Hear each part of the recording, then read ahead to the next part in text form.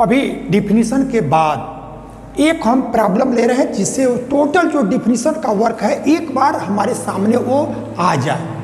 तो ये दिया गया है जो हमारा जी था सेट, उसकी जगह पर्टिकुलर इंटीजर का सेट आ गया है, और जो वो ऑपरेशन था उसकी जगह हमारा एडिशन आ गया है। तब ये अलजेब्रिक सिस्टम ग्रुप होगा, ये हमको प्रूफ करना है। तो कोई भी अलजेब्रिक सिस्टम दिया जाए, उस अलजेब्रिक सिस्टम को जब हमको चेक करना होगा ग्रुप, तो सेट कोई रहे, ऑपरेशन कोई रहे, जो प्रोसेस हम बताने जा रहे हैं उसी को एडाप्ट सबके लिए करना है। अब सबके लिए अलग अलग ये याद नहीं रखना कि ये कौन क्लोजर प्रॉपर्टी को सेटिस्फाई कर रहा है, कौन एसोसिएटिव को कर रहा है, कौन आइडेंटिटी को कर रहा है। कंडीशन कैसे हम चेक करें उसका तरीका जानो, जो भी अलजेब्रिक सिस्टम है उसमें उसका यूज करो। सेटिस्फाई किया तो ठीक है, नहीं किया तो ग्रुप नहीं होगा। तो अब हम क्या करने जा रहे हैं, ये अलजेब्रिक सिस्टम जो सेट ऑफ इंटीजर है और जो ये एडिशन है, इसको हम दिखाने जा रहे हैं कि ये ग्रुप है। तो पहला वर्क तो ये करते हैं इसके लिए कि जो सेट रहे उस सेट में एलिमेंट क्या होंगे ये सबसे पहले देख लेते हैं। तो हमारा जो इंटीजर का सेट है इसमें टोटल नेचुरल नंबर, एक एलिमेंट 0 और सबका निगेटिव, इन सबका निगेटिव, ये जो हमारा कलेक्शन आता है ये कलेक्शन ही हमारा सेट ऑफ इंटीजर कहलाता है। तो जो भी अलजेब्रिक सिस्टम रहे उस सेट में क्या एलिमेंट हो पहले उसको हमारे नज़र के सामने एक बार आ जाए।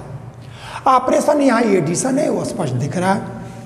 अब हम क्या करेंगे, ग्रुप दिखाने के लिए इसका पहला जो कंडीशन है वो हमारा क्लोजर प्रॉपर्टी।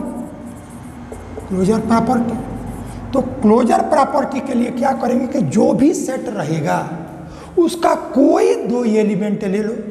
हमने सपोज कर लिया कि एक हमने -3 और एक हमने 5, ये दो एलिमेंट हमने इस इंटीजर का ले लिया। अब जो भी दो एलिमेंट लेंगे इन दोनों के बीच जो यहाँ ऑपरेशन रहेगा उसको यहाँ ऑपरेट कर देंगे, और जो रिजल्ट आएगा जैसे -3 + 5 ये हमको 2 दे दिया। अब जो रिजल्ट आया वो देखें कि इस सेट में है कि नहीं है, तो 2 हमारा इंटीजर में है। इसलिए जब इस सेट का कोई दो एलिमेंट ले, दोनों के बीच में जो यहाँ ऑपरेशन दिया गया उसको ऑपरेट करें और रिजल्ट फिर उस सेट का एलिमेंट हो जाए, तो जो यह सेट है वो इस चिन्ह के लिए क्लोजर प्रॉपर्टी को सेटिस्फाई करेगा। तो ये हमारा क्लोजर प्रॉपर्टी को सेटिस्फाई कर लिया। तो ये belongs to Z. This imply algebraic system, this satisfies closure property.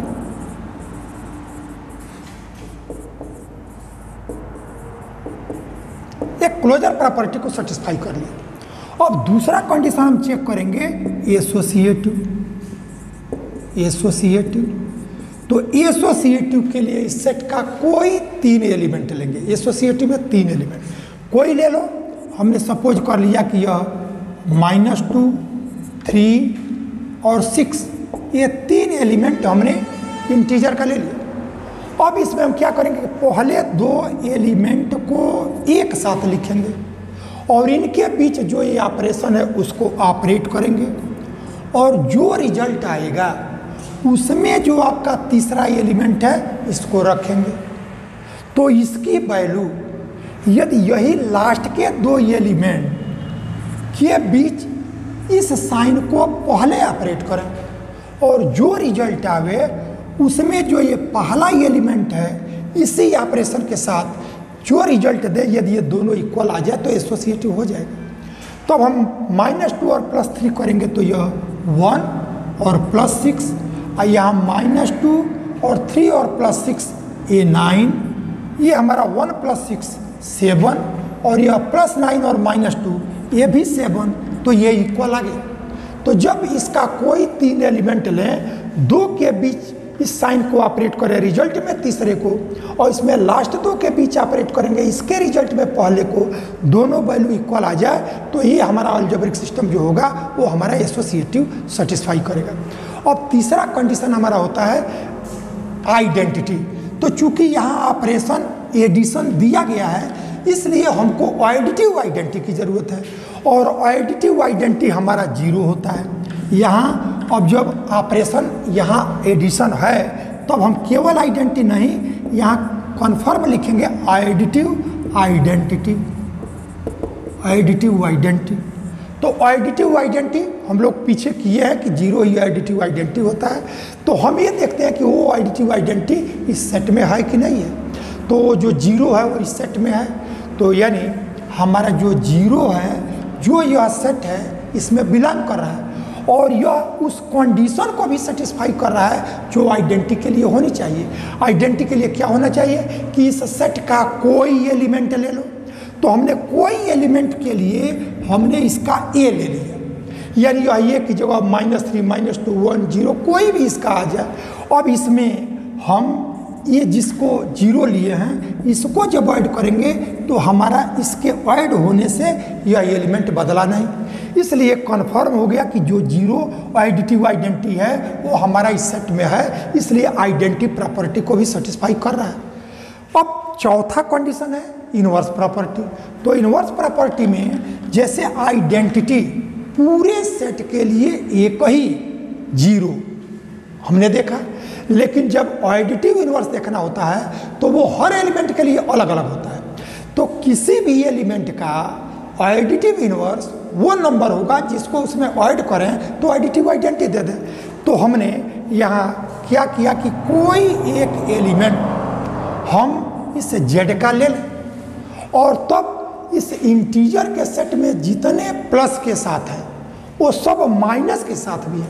तो यदि ए इंटीजर के सेट में है, ए इंटीजर के सेट में है, तो -a भी इस इंटीजर में होगा, और तब इस a में इस -a को ऐड करेंगे तो एडिटिव आइडेंटिटी 0 दे देगा। इट मीन्स जो एलिमेंट लेंगे इसमें उन सबका निगेटिव है, तो जो एलिमेंट लेंगे उसी का निगेटिव लेंगे और उसको ऐड करेंगे तो एडिटिव आइडेंटिटी देगा, और यह जो एलिमेंट होगा वही हमारा इस एलिमेंट का एडिटिव इनवर्स होगा।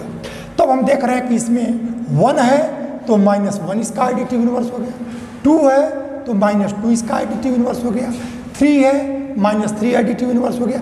यानी जितने भी एलिमेंट है सबका एडिटिव इनवर्स इसमें मिल रहा है।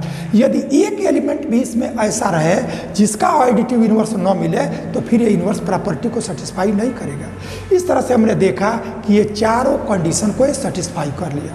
तो इस तरह से जो हमारा यह अलजेब्रिक सिस्टम है, ए अलजेब्रिक सिस्टम, यह इंटीजर का सेट एडिशन के साथ इज ए ग्रुप। अब ये हमारा ग्रुप हो गया। ऐसे ही हमारा कोई भी अलजेब्रिक सिस्टम रहेगा, ग्रुप के लिए हम इन चारों कंडीशन को सेटिस्फाई करेंगे। अब इसमें कभी कभी 2-3 बातें और हैं जिसको आप जान लें। यदि वो पूछा जाएगा तो उस चीज़ को हम दिखाएंगे, यदि नहीं पूछा गया तो उस चीज़ को हम नहीं दिखाएंगे। इसके बाद एक चीज़ और हमको जाननी है, वो कम्यूटेटिव ग्रुप या ये बेलियन ग्रुप। यानी ये बेलियन ग्रुप में ग्रुप के लिए जो 4 कंडीशन है वो 4 कंडीशन आएगा, लेकिन यदि उसमें कम्यूटेटिव लॉ को भी यदि वो सेटिस्फाई करें तब ऐसे ग्रुप को हम एबेलियन ग्रुप कहते हैं। यानी एबेलियन ग्रुप में ग्रुप के बाद हमारा एक 5वां कंडीशन आ जाता है, और वो 5वां कंडीशन क्या होता है, वो कम्यूटेटिव का। तो अब उसको इस प्रॉब्लम से हट के उसकी पहले डिफिनीशन देते हैं, और तब कोई अलजेब्रिक सिस्टम यदि उसको कहा जाए कि ये बेलियन ग्रुप है तो ये बेलियन ग्रुप के लिए ग्रुप में एक कंडीशन और बढ़ जाएगा, तब उस ग्रुप को एबेलियन ग्रुप कहेंगे। तो अब एबेलियन ग्रुप में हमारा क्या हुआ, Abelian group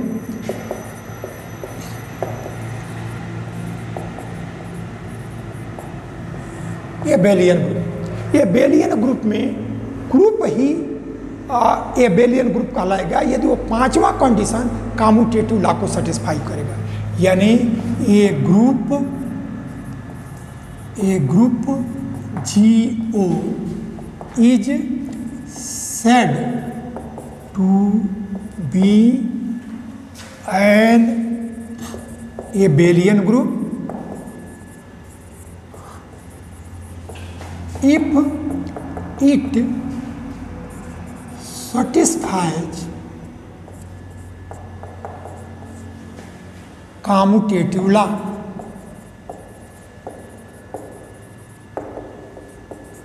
commutative law that is, अब कॉम्यूटेटिव लॉ है क्या, उसके लिए हम कैसे जानेंगे कॉम्यूटेटिव लॉ को सेटिस्फाई कर रहा है कि नहीं। तो जो भी सेट रहेगा उसका कोई दो एलिमेंट ले लें। तो हमने क्या किया कि दो एलिमेंट ए बी इस जी में हमने ले लिया, और तब हम क्या करें कि इस ए और बी के बीच जो यह साइन है यहाँ, उस साइन को यहाँ हम लिख लें, और तब क्या करें कि इसकी क्रम को चेंज कर दें, यानी बी को पहले और ए को बाद में, और जो ऑपरेशन यहाँ है वही इसमें लगाएं। यदि ये दोनों वैल्यू इक्वल हो जाएगा तब कहेंगे कि यह जो सेट है इस साइन के लिए कॉम्यूटेटिव लॉ को सेटिस्फाई कर रहा है, और यदि ये दोनों इक्वल नहीं हुआ तब वो हमारा कॉम्यूटेटिव लॉ को सेटिस्फाई नहीं करेगा। एग्जाम्पल के लिए आप देखें, एग्जाम्पल के लिए कि हमने नेचुरल नंबर का सेट लिया और एडिशन लिया, तब हम कोई दो नेचुरल नंबर ले लिया 2 और 3, और इसके बीच में इस ऑपरेशन को हमने ऑपरेट किया, तो इसके क्रम को हमने चेंज कर दिया, 3 को पहले किया और 2 को बाद में, और ऑपरेशन वही लिया। तो यह 2 + 3 ये 5 और 3 + 2 5, ये दोनों इक्वल हैं, इसलिए ये अलजेब्रिक सिस्टम कॉम्यूटेटिव लॉ को सेटिस्फाई करेगा। लेकिन यदि हमारा वो सेट ये नेचुरल नंबर है और यह सब्ट्रैक्शन है, तो ये कॉम्यूटेटिव लॉ को सेटिस्फाई करेगा कि नहीं करेगा। तो उसके लिए हमने क्या किया कि यही 2 एक नेचुरल नंबर लिए हैं और 3 दूसरा नेचुरल नंबर लिए हैं, इसके बीच में अब यहाँ माइनस है तो माइनस को लगाएंगे, और यह 3 को अब पहले कर लिया और 2 को बाद में, और जो ऑपरेशन है उसको हमने लगाया, तब यह वैल्यू -1 दिया और यह वैल्यू 1 दिया, ये दोनों इक्वल नहीं है, इसलिए यह अलजेब्रिक सिस्टम कॉम्यूटेटिव लॉ को सेटिस्फाई नहीं करेगा।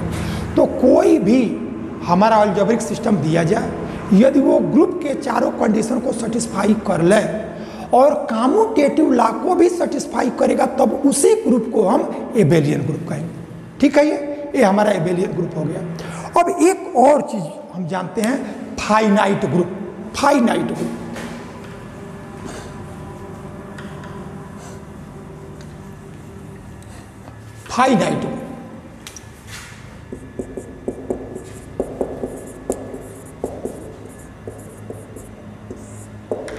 फाइनाइट ग्रुप में क्या है कि जो हमारा ग्रुप है उस ग्रुप में जो ये सेट है, उस सेट के जो ये एलिमेंट हैं, यदि उनकी संख्या फाइनाइट हो तब हम कहेंगे कि वो फाइनाइट ग्रुप है। लेकिन अभी हमने देखा कि इंटीजर का सेट एडिशन के रिस्पेक्ट में ग्रुप हुआ था, लेकिन इंटीजर के एलिमेंट फाइनाइट नहीं है, वो इनफाइनाइट है, तो वो इनफाइनाइट ग्रुप कहा जाएगा।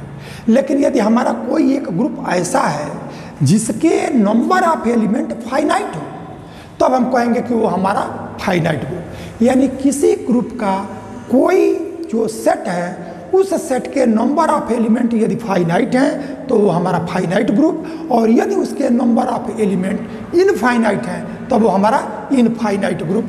तो इस तरह से ये 2 चीज़ें यहाँ और आपको जाननी थी डिफिनीशन के रूप में। इनफाइनाइट ग्रुप ये आप लोगों ने समझ लीजिए, इसका यूज आगे कोई प्रॉब्लम आता है उसमें कहता कि एक फाइनाइट ग्रुप है, ये हमारा इनफाइनाइट ग्रुप है, इस तरह से ये बातें आती हैं। तो अब इसके आगे अब एग्जाम्पल जब हम लेंगे तो फाइनाइट इनफाइनाइट जहाँ आएगा उसका हम लोग यूज करेंगे।